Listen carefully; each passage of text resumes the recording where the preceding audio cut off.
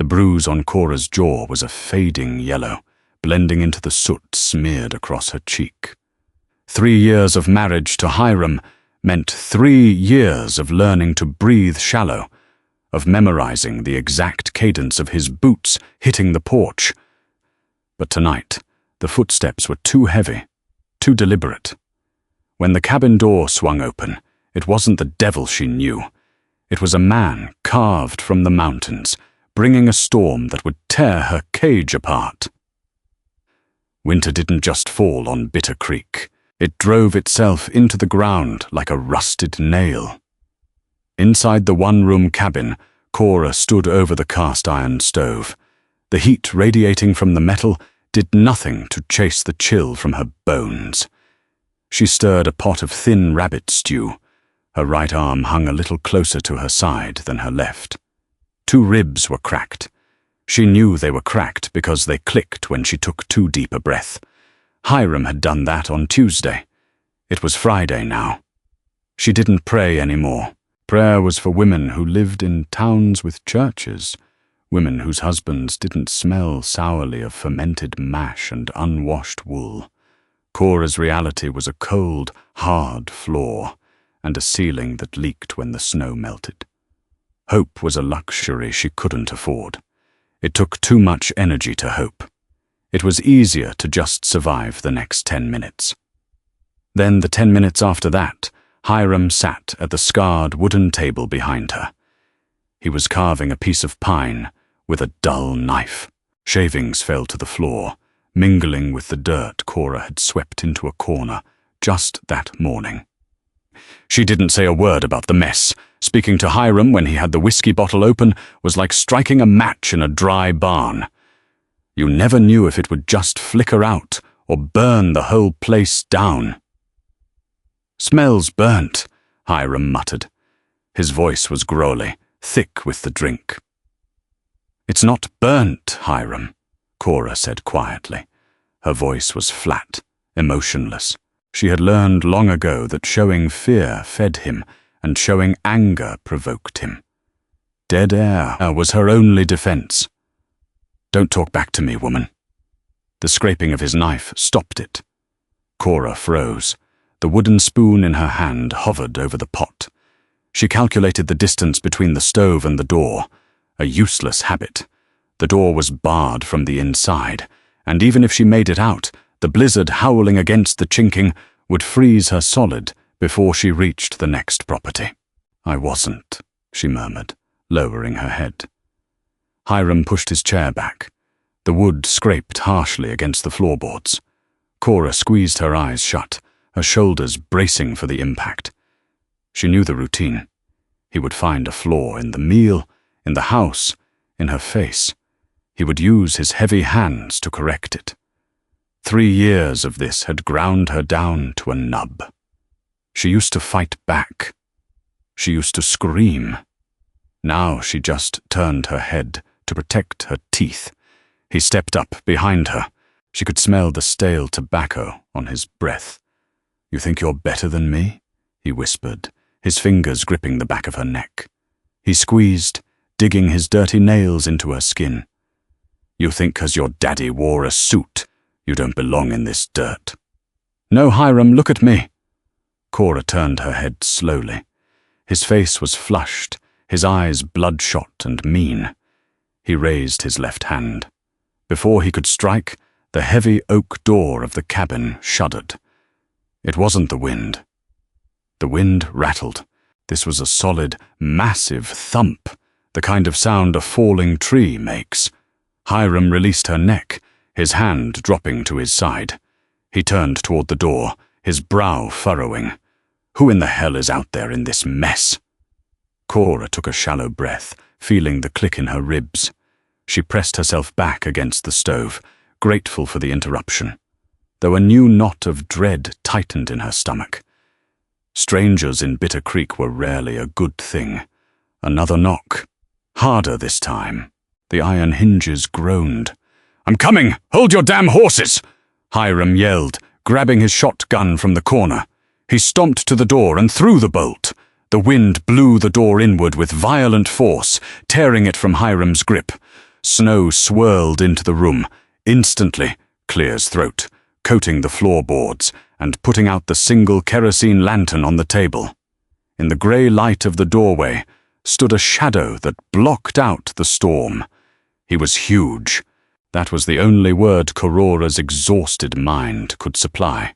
He filled the doorframe, ducking his head to step inside. He wore thick, brain-tanned buckskin and a heavy bear-skin coat, the fur frosted white with ice. A rifle rested easily in his gloved hand, not pointed, but held with the casual readiness of a man who lived his entire life expecting a fight. His face was obscured by a thick, dark beard and a wide-brimmed hat pulled low, but his eyes caught the dim light of the hearth. They were a pale, piercing grey. They locked onto Hyram, then flicked past him, landing on Cora. She shrank back. Those eyes were sharp. They took in the bruise on her face, the way she favoured her ribs, the shotgun shaking slightly in Hyram's hands. He saw it all in a fraction of a second. "Shut the door," the man said. His voice was a low rumble, deeper than the thunder that rolled through the valley in spring. Hyram, momentarily paralyzed by the sheer size of the intruder, blinked. "What? Who are you? You can't just bust in here." The stranger didn't argue. He stepped fully into the room, reached behind himself, and slammed the door shut against the gale. He dropped the heavy iron bolt into place, doing it with one hand. The sudden quiet in the cabin was deafening, broken only by the crackle of the fire and the melting snow dripping from the stranger's coat. "Gideon," Hyram breathed, lowering the shotgun an inch. He recognized him now. Hyram, the man. Gideon didn't offer a hand. He didn't smile. He just stood there, letting the snow melt off his boots, pooling on the floor. You're down from the ridge early," Hyram stammered, attempting a false bravado. He puffed out his chest, trying to reclaim the authority he had just been wielding over Cora. Trapping season ain't over. Mules couldn't pull through the pass. Need a floor for the night. Gideon's tone left no room for debate. It wasn't a request. "Well, now see here," Hyram started, puffing himself up further. "This is a private home. You can sleep in the barn." Gideon finally moved. He took 3 steps into the room. The floorboards, which usually creaked under Hyram's weight, were silent beneath his heavy boots. He stopped a foot away from Hyram. Hyram had to crane his neck to look up at him. "Bean roof, caved under the snow," Gideon said softly. "I'm staying by the fire." Hyram swallowed hard.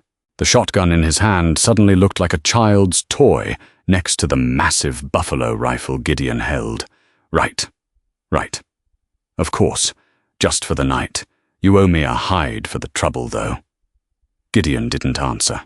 He turned away from Hyram, dismissing him entirely. It was a profound insult, one Hyram would have killed a smaller man for. But against Gideon, Hyram just tightened his grip on his gun and stayed silent. Gideon walked toward the stove, toward Cora. She pressed herself harder against the cast iron, ignoring the burning heat on her skirt. She kept her eyes on the floor. Men were violent. That was the only truth she knew anymore. A bigger man just meant bigger violence. Gideon stopped a few feet away.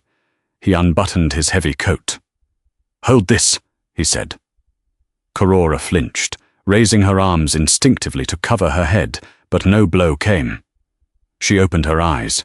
Gideon was holding out the heavy bear skin coat. Slowly, her hands trembling, she reached out and took it. The weight of the garment almost dragged her down. It smelled of wood smoke, pine needles, and raw, freezing air. It smelled like the world outside, a world she had almost forgotten. "Hang it on the peg," Hyram barked from across the room, trying to reassert his dominance. "Don't just stand there like a mute." Cora moved to obey, dragging the heavy coat toward the wall. "Leave her be," Gideon said. He didn't raise his voice. He didn't even look at Hyram. He just pulled off his leather gloves and held his thick, calloused hands out to the stove. Hyram's face flushed a deep, ugly red. "She's my wife. I'll tell her what to do in my own house." Gideon slowly turned his head. The grey eyes settled on Hyram again. There was no anger in them, just a cold, flat assessment, like a wolf looking at a sick calf. "She was cooking," Gideon said. "Let her cook." For a long, agonizing moment, the two men stared at each other. Cora held her breath, the heavy coat clutched to her chest. She waited for the explosion. She waited for Hyram to raise the shotgun, but Hyram broke. He looked away, muttering under his breath, and slunk back to his chair at the table. He grabbed the whiskey bottle and took a long, desperate pull. Cora let out a breath she didn't know she was holding. She looked at Gideon. He was already looking back at her. He gave a tiny, almost imperceptible nod toward the pot on the stove. She turned back to the stew, her hands shaking so badly she could barely hold the spoon. The cabin was suffocatingly quiet as they ate. Cora had served the stew in chipped wooden bowls. She sat on a small stool by the hearth, keeping her distance from the table where the two men sat. Hyram ate loudly, slurping the thin broth, occasionally glaring at Gideon. The whiskey had emboldened him again, filling his veins with a false, liquid courage. Gideon ate with quiet efficiency. He didn't slouch. He didn't rush. He moved with a deliberate, grounded energy.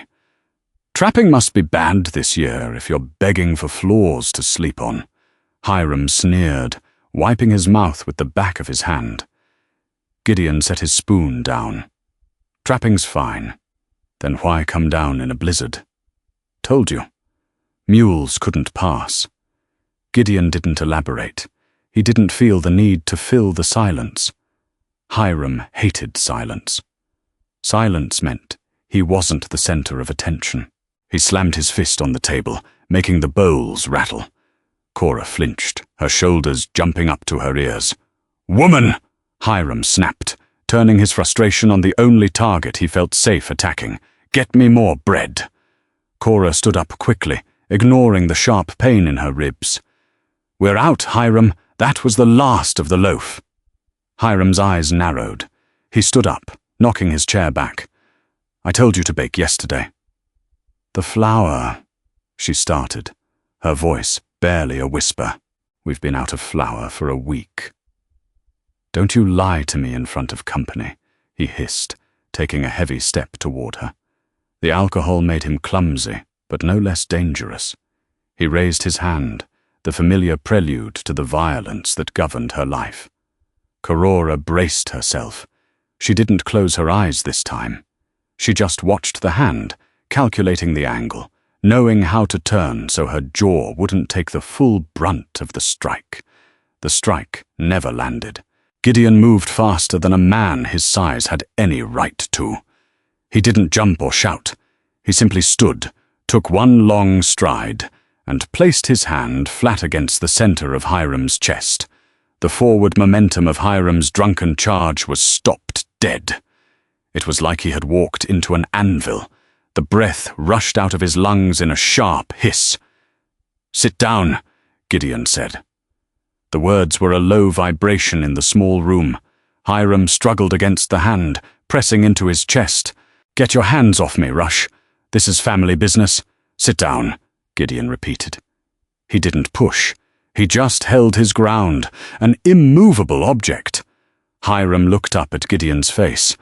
The mountain man's expression hadn't changed. There was no rage, just a terrifying, absolute calm. The realization hit Hyram slowly, penetrating the thick fog of the whiskey. If he pushed this, he wouldn't just get beaten, he would get broken. Hyram took a step back. Gideon let his hand drop. Swearing under his breath, Hyram grabbed the whiskey bottle by the neck and stomped over to the bed in the corner of the room. He threw himself down on the mattress, turning his back to the room. Within minutes, his loud, wet snores filled the cabin. Cora stood frozen by the stove. Her heart was hammering against her cracked ribs like a trapped bird. She stared at Gideon. No one had ever stopped Hyram before. The men in town turned a blind eye. The sheriff told her to be a better wife. Gideon didn't look at her for a long time. He went back to the table, finished the last of his stew, and quietly gathered the bowls. He brought them to the wash basin. "You don't have to do that," Cora whispered, her voice rough. Gideon stopped. He looked over his shoulder at her. The dim firelight caught the harsh lines of his face. For a fleeting second, the coldness in his grey eyes softened. It wasn't pity. Cora knew pity. She hated pity. This was something else. It was recognition. "Rest your arm, Mum," he said quietly. "It's hurt." He knew. He had seen the way she held it. Gideon walked over to the hearth. He took his heavy bedroll from his pack and laid it out on the floor, placing himself directly between the bed where Hyram slept and the small stool where Cora sat. It was a silent boundary, a line drawn in the dirt. He sat down on the bedroll, pulling a whetstone and a hunting knife from his belt, and began to rhythmically sharpen the blade. The metallic sound filled the room, cutting through Hyram's snores. Cora slowly sank back onto her stool. She wrapped her arms around her knees, being careful of her ribs. She watched the broad back of the mountain man, sitting between her and the devil. For the first time in 3 years, the knot of terror in her stomach loosened just a fraction. The blizzard raged outside, rattling the walls, but inside the cabin, the air had shifted. Cora looked at the fading bruise on her wrist, then at the man sharpening his knife. She wasn't foolish enough to believe in Savius, but as the fire cracked and popped, she realized one undeniable truth. Tonight she wasn't going to get hit. Dawn didn't break over Bitter Creek. It bled through the cracks in the cabin walls, a pale, sickly grey that offered no warmth. Cora hadn't slept. She had spent the night sitting on the wooden stool, her back against the cool plaster of the chimney, watching the rise and fall of Gideon's shoulders. He slept on the hard floorboard, with the stillness of a man who knew how to conserve his energy. Hyram snored on the mattress, a wet, rattling sound that usually made Cora's stomach knot with dread. Last night, the sound just seemed pathetic. Gideon woke before the sun fully cleared the ridge. He didn't stretch or groan. His eyes simply opened, sharp and aware.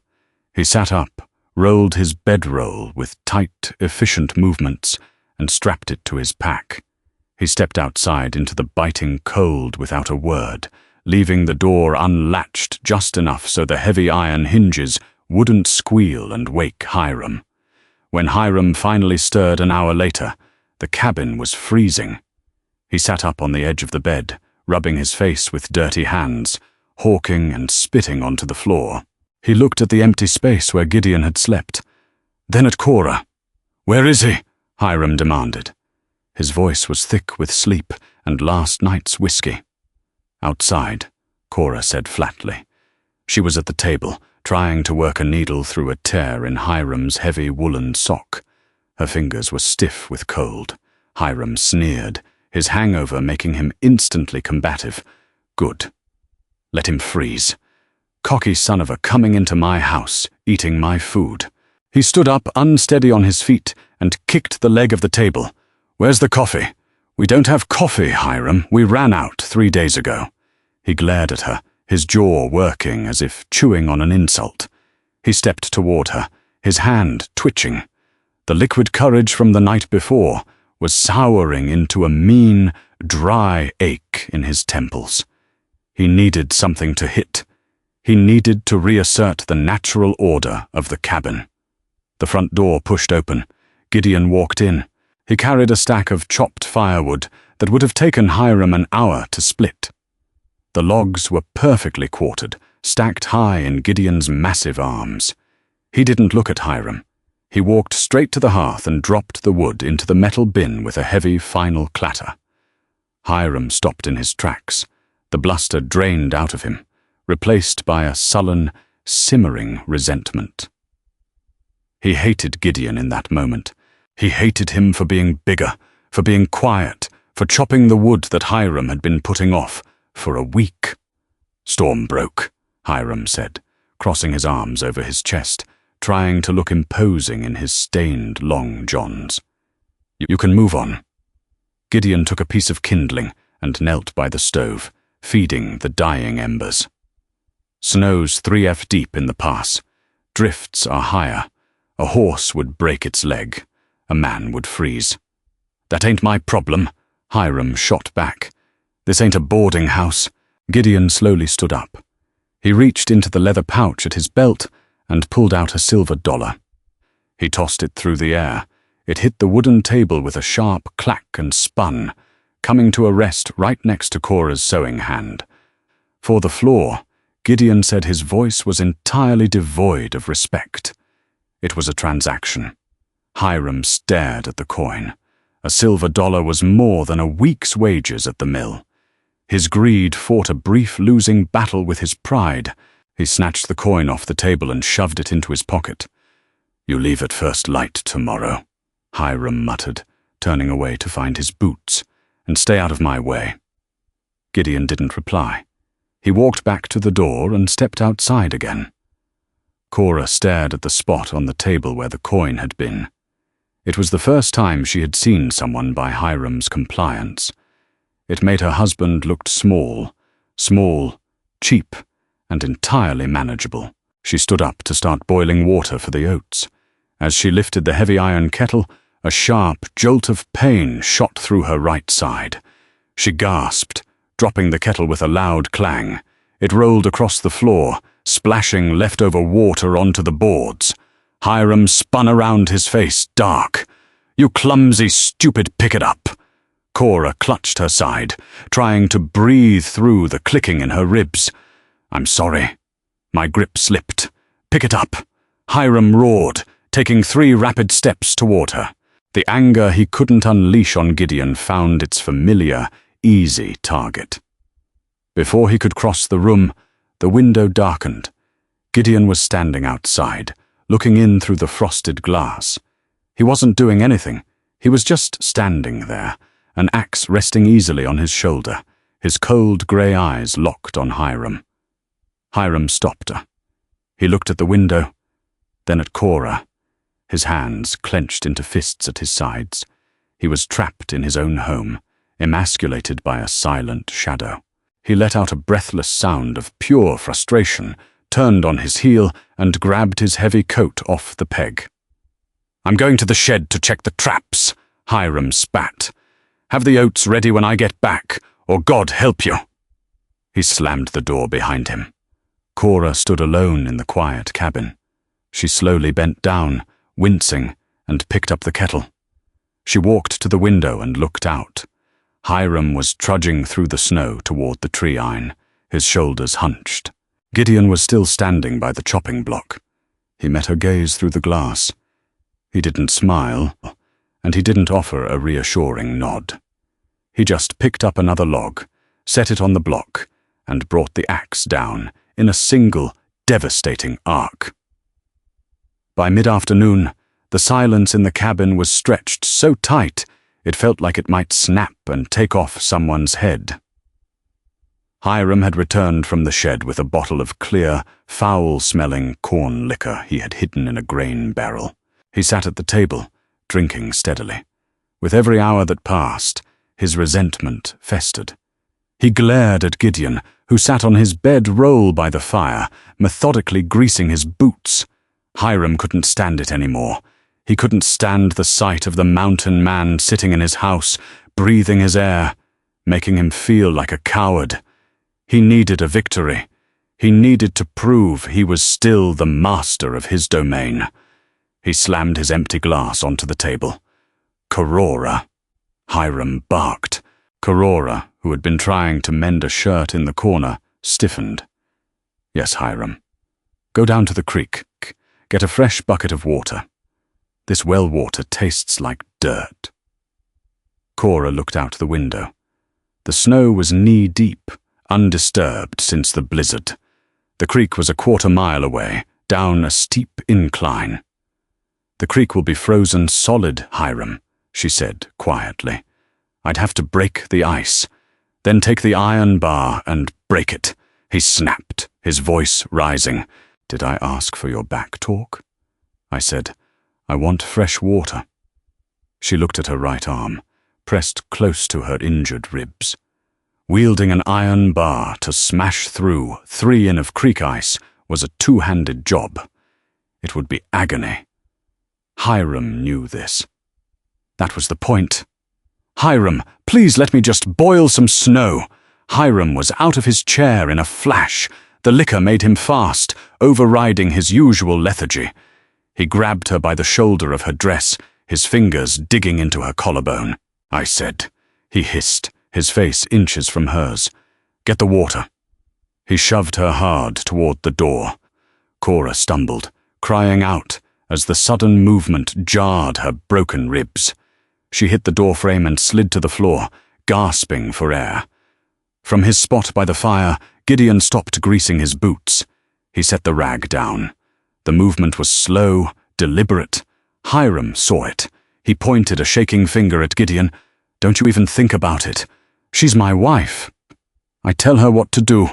You're a guest here. Rush. You sit there and keep your damn mouth shut." Gideon didn't say a word. He just watched. Cora pulled herself up, biting her lips so hard she tasted blood. She wouldn't look at Gideon. She couldn't bear the thought of him watching her humiliation. She grabbed her thin wool coat, took the wooden bucket and the heavy iron breaking bar from the corner, and stepped out into the freezing air. The cold hit her like a physical blow. The snow was deep and heavy. Every step was a battle. She waded toward the tree-line, dragging the heavy iron bar behind her. By the time she reached the creek, she was weeping silently. Not from sadness, but from pure, exhausting pain. She fell to her knees at the edge of the frozen water. She raised the iron bar with both hands. Searing heat tore through her right side. She brought the bar down. It chipped the ice, doing nothing to break through. She hit it again and again. Her breath came in ragged white plumes. Back at the cabin, Hyram watched from the porch. He held his coat closed around his neck, taking another swig from the bottle. He watched her struggle. It made him feel tall again. "Put your back into it, you useless cow," he yelled across the white expanse. Cora swung the bar again. This time the ice gave way, cracking and plunging into the dark, freezing water beneath. But the momentum carried her forward. Her boots slipped on the icy bank. She pitched forward, crying out as her injured ribs slammed against the hard, frozen earth. The iron bar clattered away into the brush. She lay there, curled in a ball, unable to pull air into her lungs. The pain was blinding. Hyram scoffed in disgust. He tossed the empty bottle into the snow and marched down the hill. His heavy boots tore through the drifts. He was furious. She was making a fool of him, putting on a show of weakness. He reached the creek bank and grabbed her by the back of her coat, hauling her to her knees. "Get up!" he snarled. "I swear to God, Cora, you are the most worthless." He raised his open hand to slap her across the face. The blow never landed. Something immense slammed into Hyram from the side. It wasn't a push. It was the devastating impact of a man who moved like a falling boulder. Hyram was lifted off his feet and thrown backward into the snowbank. He hit the ground hard, the breath exploding from his lungs. Cora looked up, gasping. Gideon stood over Hyram. He hadn't bothered to put on his coat. He stood in the freezing wind in his bucking shirt, the muscles in his arms tense. Hyram scrambled, spitting snow and panic. He reached into his coat pocket for his skinning knife. Gideon didn't give him the chance to draw it. He stepped forward and drove his boot into Hyram's ribs. There was a sickening crack, far louder than the click in Cora's chest. Hyram screamed, curling into a fetal position in the bloody snow. Gideon crouched down. He grabbed Hyram by the collar of his coat and hauled him halfway up, bringing their faces close.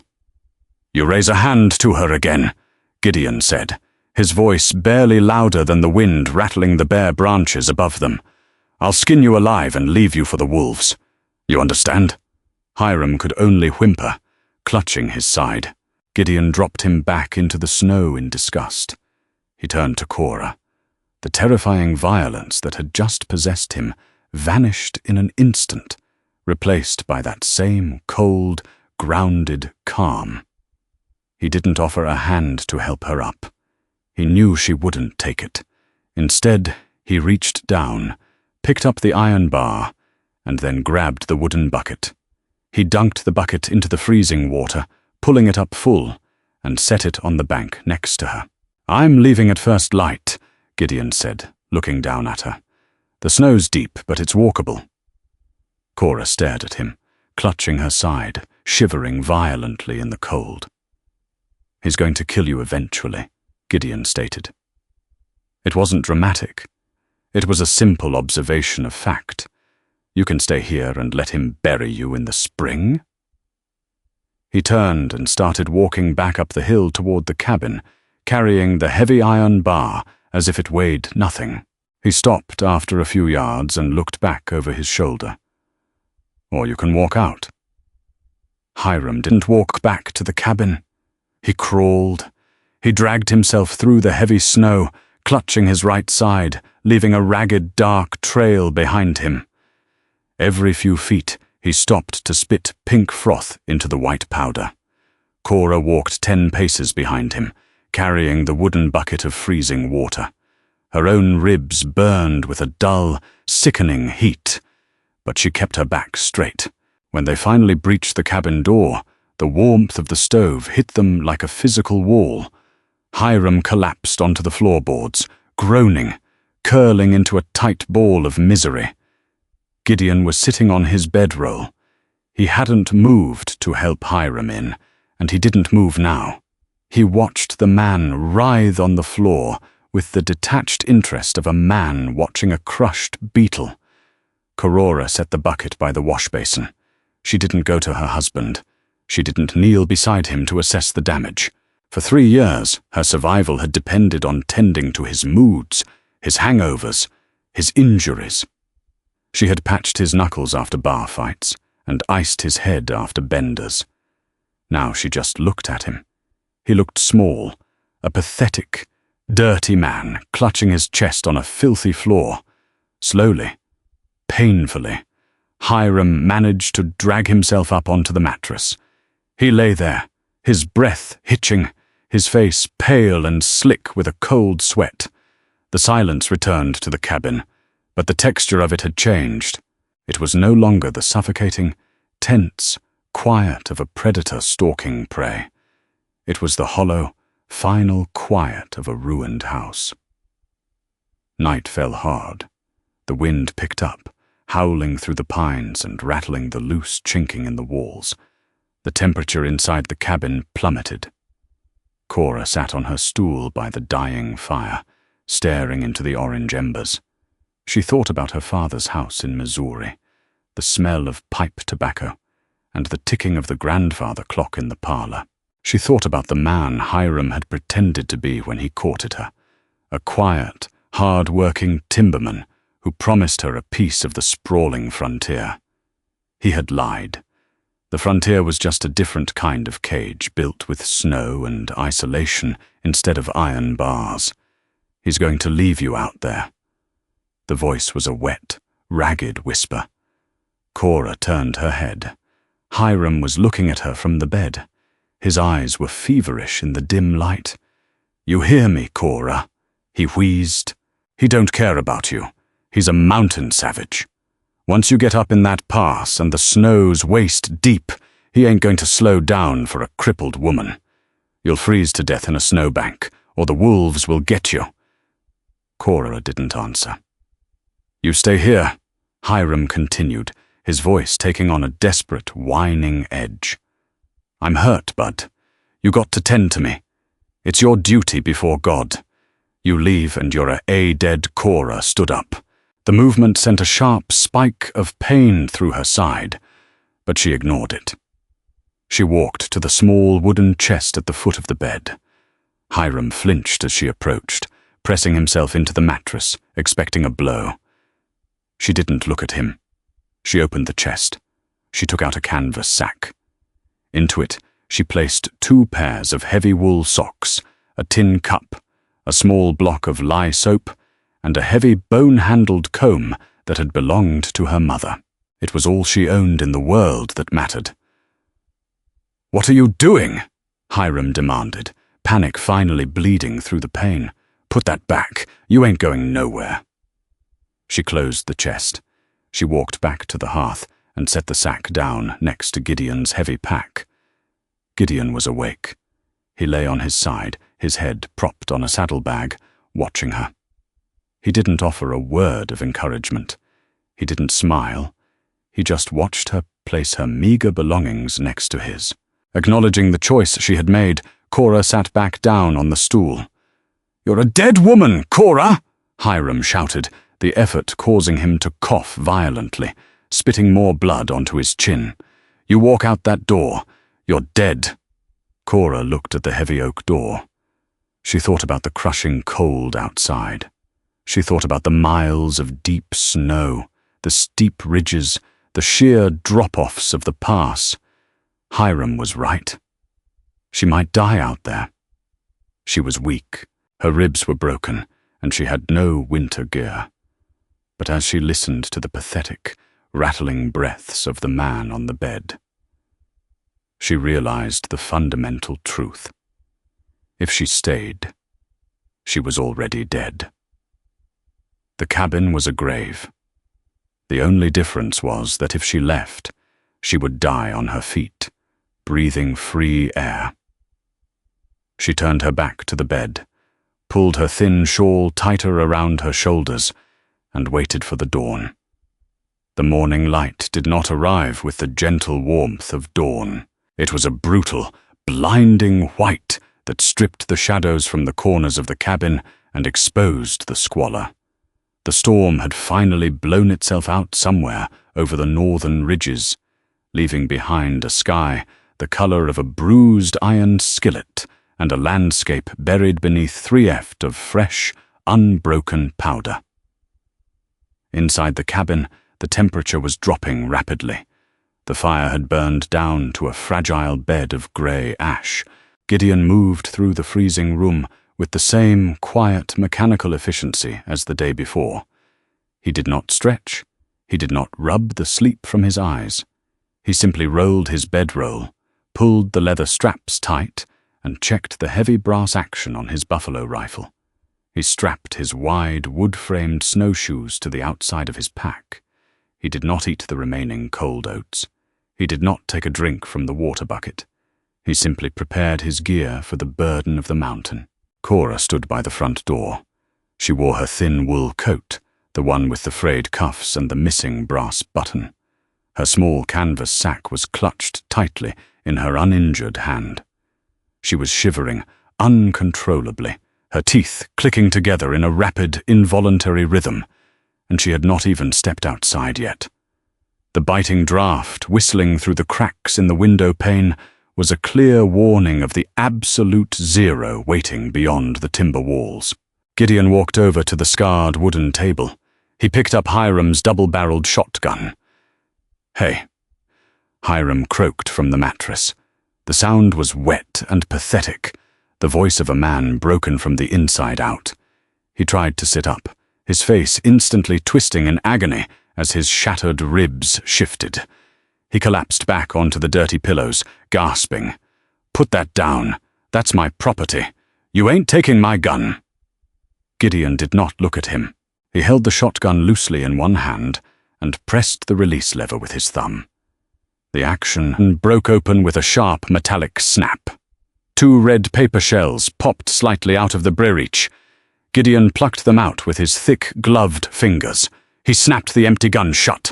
With a flick of his wrist, he tossed it back onto the table. It clattered loudly against the wood, sliding a few inches before coming to rest. Gideon dropped the 2 live shells deep into the pocket of his bearskin coat. He wasn't stealing the weapon. Clear's throat. He was simply ensuring the man on the bed couldn't use it to shoot them in the back as they walked away. Gideon turned, his pale grey eyes swept over Cora. He took in the thin wool of her coat, the worn leather of her town-made boots, and the way her shoulders hitched with every shallow breath. He knew the mountain. He knew the wind that whipped through the high pass. He knew she would not make it 5 miles dressed like that before the cold stopped her heart. He unstrapped a heavy oil-tanned canvas tarp from the bottom of his pack. It was thick, stiff from the cold, and stained with dirt and dried animal blood. He laid it flat on the floor, took his heavy hunting knife from its sheath, and drove the point directly through the center of the tough material. With one swift, brutal motion, he dragged the blade down, cutting a foot-long slit. He picked the tarp up and walked over to Cora. She flinched instinctively as he raised his hands. It was a reflex deeply burned into her muscles by 3 years of sudden strikes. She squeezed her eyes shut and tucked her chin down, waiting for the impact. Gideon stopped. He did not push the issue. He did not tell her she was safe. He just held the heavy tarp up in the freezing air. "Put your head through," he said. The rumble of his voice was completely flat. Cora opened her eyes, swallowing hard. She looked at his massive, calloused hands, holding the canvas, then slowly leaned forward. She slipped her head through the freshly cut slit. The heavy, stiff canvas dropped over her shoulders, the stiff edges scraping her ears. It fell heavily past her knees, draping over her like a tent. It smelled intensely of melted wax, old horse sweat, wood smoke, and raw pine pitch. The weight of it immediately pressed down on her injured ribs, causing a sharp flare of pain. But the moment the heavy fabric settled around her, it completely severed the biting draft of the cabin. It was an ugly, crude, makeshift poncho, but it was a shell of armor against the killing wind. "Keep your arms inside," Gideon instructed, turning away to hoist his heavy pack onto his broad shoulders. "Conserve the heat in your core." He walked to the heavy oak door. He lifted the iron bar from its cradle and pulled the door open inward. The glare of the morning sun reflecting off the fresh snow was blinding, hitting Cora like a physical blow to the eyes. The cold rushed in. It was a living thing, a sharp, heavy mass of freezing air that carried the scent of frozen earth and deep, untouched winter. Gideon stepped out onto the porch. He did not look back to see if she was following. He just stepped off the wooden boards and began to walk. His massive boots punched deep, cylindrical holes into the virgin powder, carving a direct, unrelenting path toward the black timberline. Cora took a shallow breath. The cracked bone in her chest clicked, a dry, sickening sound. She adjusted the stiff canvas tarp around her shoulders, gripping her canvas sack tightly beneath it, and stepped over the threshold. "You're a whore!" Hyram screamed from the dark interior of the cabin. It was a final desperate burst of venom, the frantic howling of a dog left tied to a post. "Don't you ever come back here. You hear me? You walk away and you're nothing. You're a dead woman." Cora stopped on the edge of the porch. She stood in the freezing air, the canvas already beginning to stiffen further in the cold. She did not turn around. She did not hurl an insult back into the dark room. She didn't feel anger, and she didn't feel triumph. She felt entirely hollow. She reached out from beneath the tarp with her good arm, her fingers wrapped around the heavy iron ring on the outside of the door. She pulled it shut. The heavy, solid thud of the oak hitting the frame echoed sharply in the quiet morning. It severed her old life entirely. The lock clicked into place. The cage was closed, but this time the monster was on the inside, and she was out. She turned and looked at the mountain. The incline leading up to the pass was brutally steep. The pine trees stood like black, jagged spears against the blinding white snow. Gideon was already 30 yards ahead. He was moving with a steady, relentless, grounding pace. He wasn't waiting for her. He had offered her a choice, not a rescue. If she wanted to live, she had to find the strength to keep up. Cora stepped off the porch. She immediately sank above her knees into the snow. The cold was a violent shock, driving whatever breath she had left straight from her lungs. The snow packed instantly against her woolen skirts, freezing the fabric tight to her calves. She tried to take a step forward, but the resistance of the heavy powder was immense. She tried to force her leg through it, but the sudden exertion tore a scream from her throat as a searing, blinding heat ripped through her right side. Her balance faltered. She pitched forward, falling face first into the freezing drift. She lay there. The snow numbed her cheek instantly. The pain in her ribs pulsed with a sickening rhythm. It would be so easy to just stay down, to close her eyes. The snow was soft. It would just feel like going to sleep. Hyram's wet, ragged voice echoed in her ears. "You'll freeze to death in a snowbank, or the wolves will get you." She slowly raised her head. The cold air burned her eyes. Through the glare, she saw Gideon's tracks. He was breaking the trail. Because he was so heavy, and because he carried 100 lb of gear, his boots plunged all the way down through the fresh powder, compressing the snow and finding the hard, frozen earth beneath the drifts. He was leaving a ladder of deep, firmly packed holes trailing behind him up the mountain. Cora pushed herself up onto her hands and knees, favoring her right side. She dragged herself forward through the powder until she reached the first set of footprints.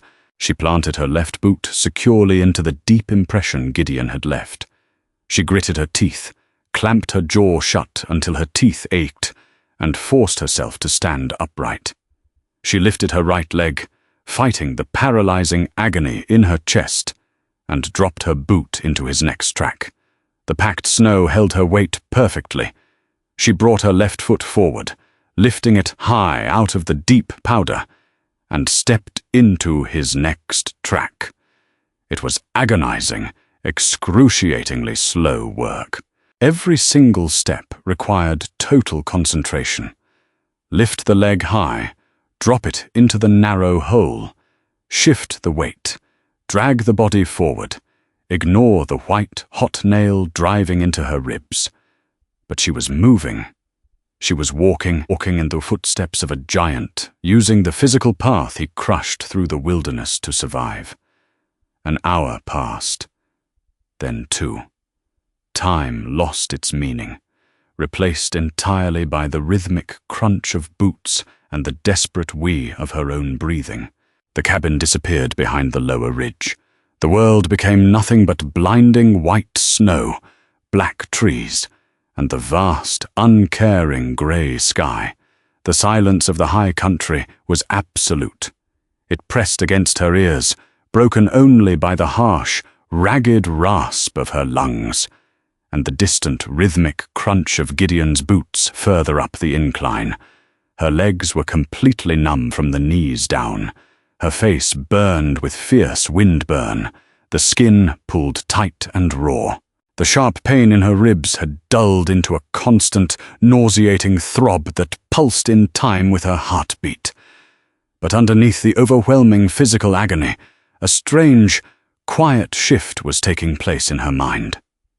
The tight, suffocating knot of terror that had lived behind her sternum for 3 years, the constant buzzing anxiety of anticipating Hyram's moods was gone. She was no longer listening for the heavy thud of a drunken footstep. She was no longer calculating the angle of a room to avoid being cornered. She was no longer shrinking herself down to be invisible. She was just walking. It was brutal, raw, exhausting survival. But it belonged entirely to her. She owned the pain in her burning thighs. She owned the freezing air tearing at her throat. She owned every single agonizing inch she gained on the mountain. Ahead of her, The dark shape of the mountain man finally stopped.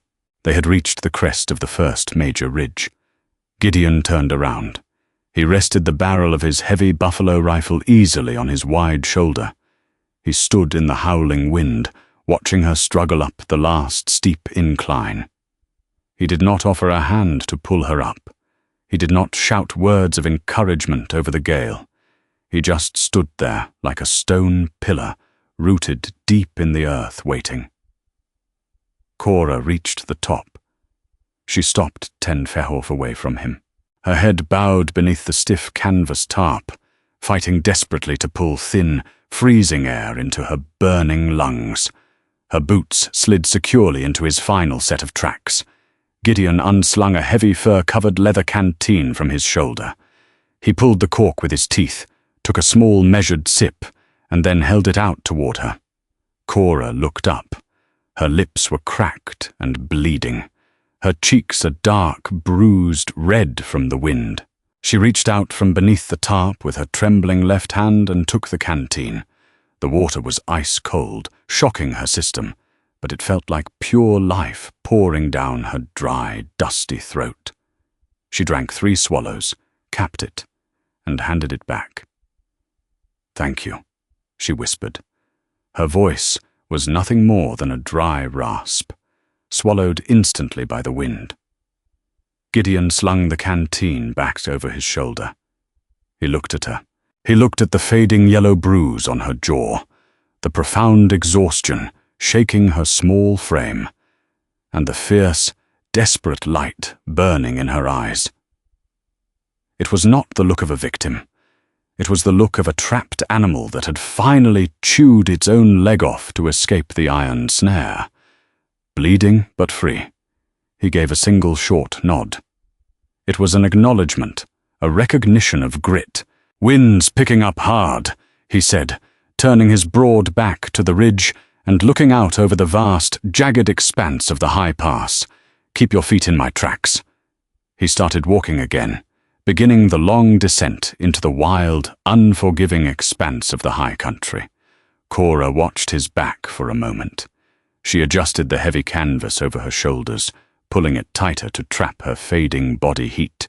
She took a deep, freezing breath of the mountain air, felt the broken bone shift in her chest, and stepped forward into his footprint. The snow was deep, and the winter would be long, but for the first time in 3 years, she was finally walking away. If you felt the chill of the bitter wind and the raw grit of Cora's escape, don't let this story end here. Hit that like button to stand with survivors everywhere who find the impossible strength to walk away from the darkness. Share this video to bring Cora and Gideon's incredible journey to others who need a story of survival, resilience, and grounded humanity. Make sure you hit subscribe and ring the bell so you never miss our gritty, realistic Western sagas. Drop a comment below. What do you think awaits them in the high country? See you in next time.